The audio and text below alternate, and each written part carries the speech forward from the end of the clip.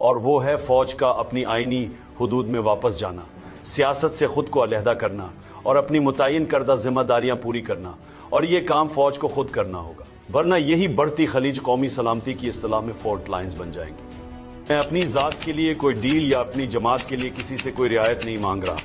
بطور سابق وزیر اعظم اور محب وطن پاکستانی، مجھے صرف اپنی فوج کی ساکھ کی بحالی اور وطن عزیز کا مفاد مقصود ہے۔ اس امر کے باوجود کہ فوج دہشت گردی کے خلاف جنگ لڑ رہی ہے اور روزانہ شہادتیں ہو رہی ہیں، اسٹیبلشمنٹ کی پالیسیوں کے باعث عوام اور فوج کے درمیان ہم آہنگی نہیں ہے۔ میں ISPR سے کہتا ہوں کہ جھوٹا بیانیہ نہ دیا کریں۔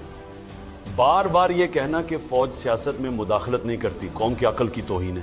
سوشل میڈیا کے اس دور میں کوئی چیز نہیں چھپ سکتی۔ ملک کا بچہ واقف ہے کہ آرمی چیف ہی اس ملک کا نظام چلاتے ہیں۔ انتخابات میں دھاندلی ہو یا اراکین پارلیمنٹ کی خرید و فروخت، عدلیہ کی تباہی ہو یا عوامی رائے دہی پر قدغن کے کالے قانون، نہ صرف ہماری بادشاہ اور قوم بلکہ عالمی برادری کو بھی معلوم ہے کہ اس کے پیچھے کون سے نامعلوم ہاتھ کار فرما ہے۔ لہٰذا میری ان سے گزارش ہے کہ غلط بیانی سے گریز کیا کریں، کیونکہ یہ صرف من حیث ادارہ فوج کی بدنامی کا سبب بنتی ہے۔ میں 5 نکات پر روشنی ڈالوں گا جس کی وجہ سے پاکستان آج تباہی کے دہانے پر کھڑا ہے۔ نمبر 1، دھاندلی زدہ انتخابات کے ذریعے قوم کی جانب سے مسترد شدہ چہروں کو ملک پر مسلط کرنا۔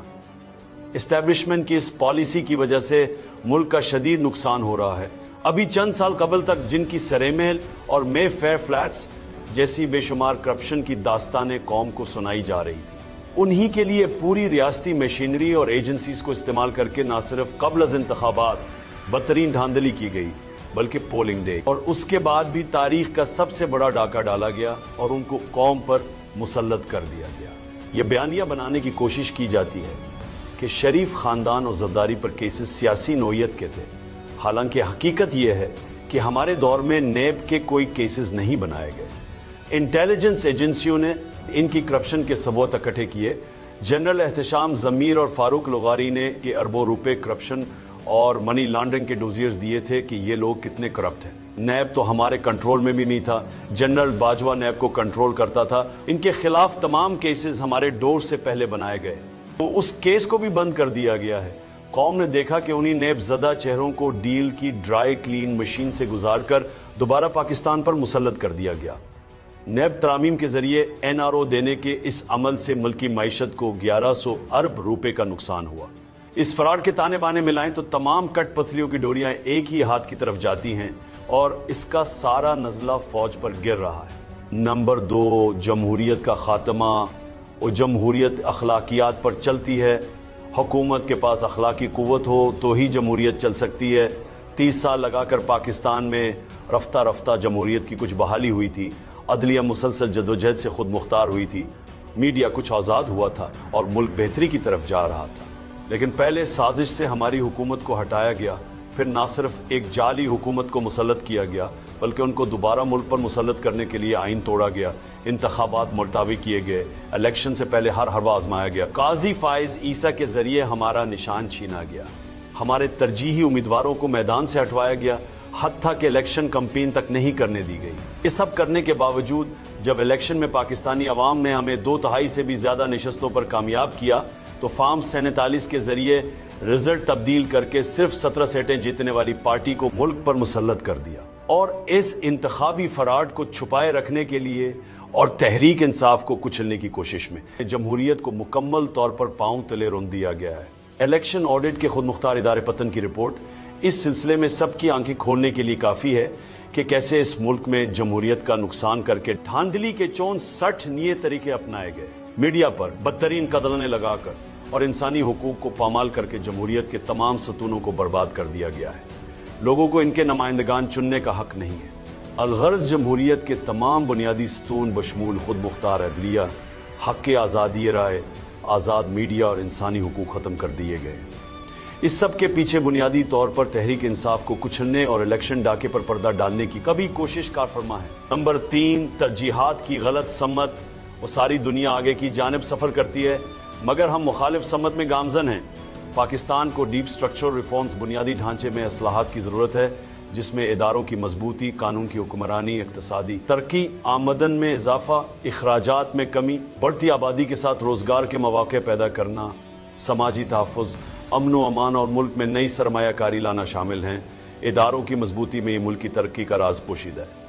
ये काम मुश्किल है और सिर्फ वही हुकूमत कर सकती है जिसके पास अवामी मैंडेट हो और जिसके पास अखलाकी ताकत हो। इस्लाहात करना NRO जलसाजी से इक़्तिदार लेने वालों के बस की बात नहीं है। यहाँ जाली पार्लियामेंट है, जाली MNAs हैं, जाली वजीर और जाली सदर है। उनका एजेंडा सिर्फ खौफ और हरास फैलाकर अपने तसल्लुत को बरकरार रखना है। मुल्क में इस्तेहकाम तब आता है जब कानून की हुक्मरानी हो और जमहूर को आज़ादी हासिल हो। यहाँ तो 21वीं सदी में ये हाल है कि इंटरनेट तक बंदिश का शिकार है। IT के इस दौर में लोग न सिर्फ तालीमी और समाजी बल्कि माशी तौर पर भी इंटरनेट पर मुनहसर हैं। उसके मुनक़ता हो जाने से पहले से ही तबाही के दहाने पर खड़ी मईशत को मजीद जद पहुँच रही है। ऑर्डर जस्टिस प्रोजेक्ट के रूल ऑफ लॉ इंडेक्स में हम 26वें तरमीम के बाद सिर्फ गिनती के चंद ममालिक से आगे हैं। दी इकोनॉमिस्ट के इंटेलिजेंस यूनिट के डेमोक्रेसी इंडेक्स में हम हाइब्रिड निज़ाम से आमराना निज़ाम की जानिब गामजन हैं। इसी तरह मुल्क में अमन सिर्फ तब आएगा जब अपने पड़ोसी ममालिक से ताल्लुकात की पॉलिसियों को बेहतर करेंगे और पाकिस्तान के मफादात को सामने रखकर पॉलिसियां बनाएंगे। हमारी अफगानिस्तान को लेकर पॉलिसी संजीदा नहीं है, उसकी वजह से हमें दहशतगर्दी के बढ़ते नासूर का सामना है। नंबर 4, हुनरमंद पाकिस्तानियों और सरमाए की मुल्क से बाहर मुंतकली। पाकिस्तान में जारी जुल्म व जबर के माहौल और लाकानूनियत से अवाम शदीद मायूस है। सरमायाकार और हुनरमंद अफराद जोक दर जोक बिरून मुल्क मुंतकिल हो रहे हैं। 2 साल के अरसे में करीबन 17 लाख अफराद के बिरून मुल्क मुंतकिल होने से मुल्क की माइशत को अंदाजन 15 से 20 अरब डॉलर्स का नुकसान हो चुका है। माशी अदम इस्तेहकाम अपनी इंतहा पर है, ग्रोथ रेट सफ़र है और पाकिस्तान में सरमायाकारी न होने के बराबर है। मुल्क में गुर्बत और बेरोजगारी उरूज पर है। लोग हर हाल में मुल्क से बाहर जा रहे हैं। नंबर 5, मुल्क में इंसानी हुकूक की पामालियाँ। मुल्क में हर जानिब फस्तायत का बाजार गर्म है। बुनियादी इंसानी हुकूक की मुअत्तली और हुर्मतों की पामाली समेत वो सब कुछ हो रहा है जो मशरकी पाकिस्तान में किया गया था और सुकूते ढाका जैसा सानहा वकू पजीर हुआ। 8 फरवरी को एक बार फिर हमारे एहतजाज को नाकाम बनाने की कोशिश में मुल्क भर में छापे मारकर चादर 4 दीवारी का तकद्दुस पामाल किया गया। ये सिलसिला अब तक जारी है। पंजाब पुलिस शाह से ज्यादा शाह की वफादार बनकर बदमाशी पर उतरी हुई है। वजीराबाद में पुलिस ने हमारे एक कारकुन का जनाजा तक नहीं पड़ने दिया। 9 मई और 26 नवंबर जैसे सानेहात में रियासत की जानिब से की जाने वाली इंसानी हुकूक की संगीन पामालियों पर भी कोई एक्शन नहीं होता तो इस मुल्क में किसी को इंसाफ मिलना मुमकिन नहीं है। 9 मई और 26 नवंबर को हमारे नहते जमहूरियत पस कारकुनान पर जुल्म व तशद्दुद की इंतहा कर दी गई। पुरामन शहरियों पर सीधी गोलियां चलाकर शहीद किया गया। सियासी इंतकाम की आड़ में 3 साल में 1 लाख से जायद मरतबा शहरियों के घरों पर छापे मारे गए। हमारे 20,000 से जायद वर्कर्स और सपोर्टर्स को गिरफ्तार किया गया और सैकड़ों को अगवा करके तशद्दुद का निशाना बनाया गया। हजारों बेगुनाह लोगों को कई माह झूठे केसेस में जेलों में रखा गया। लोगों से सियासत करने का हक छीना गया। सिविलियंस को मिलिट्री हिरासत में देकर तशद्दुद का निशाना बनाया गया। बलूचिस्तान में जो इंसानी हुकूक का हाल था अब पूरा मुल्क उसकी लपेट में है। मेरे केसेस के लिए पॉकेट जज भर्ती किए जा रहे हैं। मेरे वकला को जेल ट्रायल में जाने नहीं दिया जाता और सहाफ़ियों को भी अपनी मन मर्जी से अंदर भेजा जाता है। ये सब इस वजह से है क्योंकि पाकिस्तान में 26वें आईनी तरमीम के बाद निज़ाम अदल का मुकम्मल तौर पर जनाजा निकल चुका है और जिसकी लाठी उसकी बैंस का कानून चल रहा है। लोगों से जीने का हक छीना जा रहा है। इस दलदल से जब तक पाकिस्तान को नहीं निकाला जाएगा तब तक मुल्क आगे नहीं बढ़ेगा। जब बाला निकात पर गौर व खौज और उनकी रोशनी में एस्टेब्लिशमेंट का अपनी पॉलिसियों को फौरी तब्दीली करना वक्त की जरूरत है ताकि बतौर इदारा फौज की बदनामी का अमल रोक सके। मुल्क की खजाना लूट कर बैरून मुल्क घेर लगाने वाली अशराफिया का क्या है? वो तो अगली परवाज से मुल्क से निकल जाते हैं। पूरा निज़ाम और इसकी तवानाइयाँ इस ठोली को बचाने पर सर्व करने की बजाय अपनी तरजीहात दुरुस्त करने और इन 24 करोड़ पाकिस्तानियों का सोचने की जरूरत है जिनका जीना मरना पाकिस्तान में है।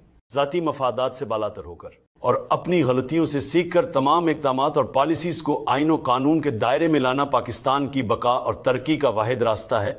सियासी और माशी इस्तेहकाम और मुल्की सलामती के लिए नागुज़ीर है फौज और आवाम के दरमियान खलीज कम हो और उस बढ़ती खलीज को कम करने की सिर्फ एक ही सूरत है और वो है फौज का अपनी आइनी हुदूद में वापस जाना, सियासत से खुद को अलहदा करना और अपनी मुतय्यन करदा जिम्मेदारियां पूरी करना।